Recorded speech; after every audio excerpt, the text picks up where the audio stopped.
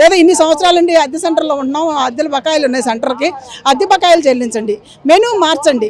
అలాంటి అడగటం వీళ్ళు అడిగిన నేరమా? ఏదైతే ప్రభుత్వం అధికారంలోకి వచ్చే ముందు ఒక మాట, వచ్చిన తర్వాత ఒక మాట.